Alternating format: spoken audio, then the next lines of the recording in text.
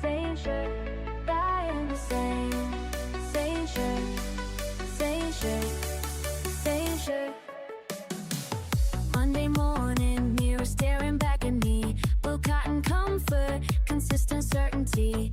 Closet full of choices, but I choose the same.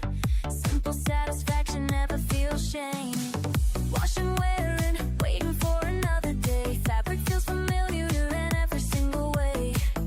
People point and wonder why. Same shirt guy, same shirt guy. Same shirt, same shirt. Alright. What is going on, everybody? I love simple choices. I love not having to make decisions, and I am the same shirt guy. And we are talking about something a little bit somewhat controversial if you're a social media user, influencer, aficionado. I do not use TikTok, so I don't have a horse in this race, but I wanted to break down what is going on. TikTok is one of the most downloaded apps in the world today, with over 150 million users. Right, 150 million users. But in the past few years, several states have moved, and even Professor Orange have moved to ban or restrict it. And I guess the debate comes down to two things, and we'll get into them in the meat of the video: national security and free speech. That's what they're arguing against, right? Arguing against and for. So let's just break down what's happening. And I am the same shirt guy. Welcome to the channel. If you're new here, if not, thanks for coming back. But if you are new, please like, subscribe, comment, do all the things. Just tell me what you feel, or not. I'm going to keep yelling into the void. I've got a whole lot of things I want to cover, so hopefully we can get through all of them. But let's talk about TikTok. It's owned by ByteDance, and they are a company based in China. China. And U.S. officials have raised some concerns that Chinese law could require ByteDance to hand over user data to the Chinese government. And so that's kind of what's led to fears about surveillance of U.S. citizens, data collection, and even influence campaigns targeting American citizens. So that's kind of where the fear comes from on the point of U.S. officials, right? And because of that, the TikTok has faced increased scrutiny both from federal and state governments. And so in 2020, the Trump administration tried to ban the app nationwide, although that stalled in courts. You guys can kind of see here. There's some videos I have in the background. Let me just kind of mouse over them so they're playing. No sound. And it stalled, right? And since then, the focus has kind of shifted to the state level, with state level restrictions, kind of leaving it up to the state and see what the state does. And more than half of U.S. states have restricted TikTok access in some form or fashion. Based on my research, most of this is kind of targeting government-issued devices, meaning that state employees can't have the app installed on the work phones or laptops, which I would say is smart, right? If there is something behind the scenes in the app or in the code that's tracking user data that the Chinese government could potentially have access to in the future, it's smart not to let government employees have that on their work phones or laptops, probably. Montana in 2023 went a step further, passing a law to ban TikTok for all residents. Although the law was eventually blocked by a federal judge who said it was violating free speech protections, it still shows how far this debate and spread, kind of on both sides, right? Let's talk about what are the arguments for the ban that Montana was trying to pass and similar states have tried to pass in recent years. Supporters argue that it's about protecting Americans' data and national security, like I said earlier. They say China could use TikTok to track people, gather sensitive information, shape public opinion through the app's algorithm, which is possible.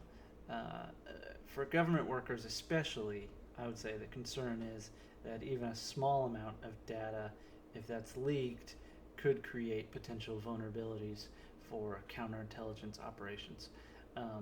And now on the other side, let's talk about the other side. What are the arguments against the ban? And I'm going to try and stay neutral in this, but I wholeheartedly believe in the freedom of speech. If you look at what happens in the UK and some other countries where people are prosecuted and even facing jail time for what they post online, I think that's gone a little bit too far, right? I'm all against. I think people should have integrity, and I think there should be fighting against cyberbullying. I think, us as a society, keyboard warrior mentality, the fact that you can try and say whatever you want just because you're behind a keyboard, I think we've taken that too far. I think people lack in some sort of integrity, but that falls on the individual, I would say. I would say it's not up to the government in order to save us from what's being posted online. But let's talk about this topic in TikTok. The other side, critics say banning TikTok is essentially banning a platform for free speech, with millions of Americans using it to share content, build communities. Restricting TikTok in any form raises First Amendment concerns, which I could potentially agree with. They also argue that if data privacy is a concern, the focus should be on national data laws rather than banning apps. So I guess that makes sense, because many U.S.-based companies collect and sell user information too. So I think that's probably the more broader solution here, is that instead of trying to restrict what people can post and what people can use from a platform standpoint, let's do more restricting on what data companies can collect of individuals and then potentially sell to marketers. And again, TikTok in general, I think it's more of a U.S.-China relations discussion. The two countries are competitors for sure, right? We all know this. From technology to allies to trade, I think there's a lot of kind of tensions with the U.S.-China relations right now, and TikTok has kind of become a symbol in the debate over whether the U.S. should separate from Chinese tech companies altogether. So I think that's kind of more of what the U.S. officials are looking at from a TikTok standpoint. But the population, the general pop, here we are thinking about, we don't want anybody restricting our First Amendment rights of free speech. So whether TikTok ends up restricted further or allowed to continue operating, the fight really just isn't about one app, I would say. It's about how we balance security, free speech, and global competition in this digital age. And then it raised one big question, I would say. Should the government be able to block access to a platform for millions of Americans? Or is it worth limiting access in the name of national security? Whether you stand on one side or the other, this debate is probably far from over. I don't have a horse in this race because I don't use TikTok, but I know a lot of people who do, and it's very popular for shopping, for social media, engagement, and things like that. So that's it for this video. Hope you guys enjoyed this kind of breakdown with what's going on with TikTok. I'm sure there'll be more going on here, but I am the Same Shirt Guy, and this is a reaction video. Be on the lookout for some of my product review videos that are coming out soon.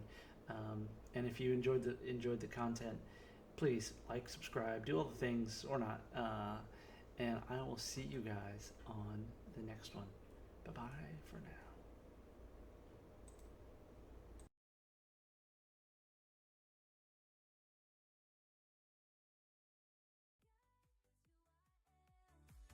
Same shirt guy, that's who I am.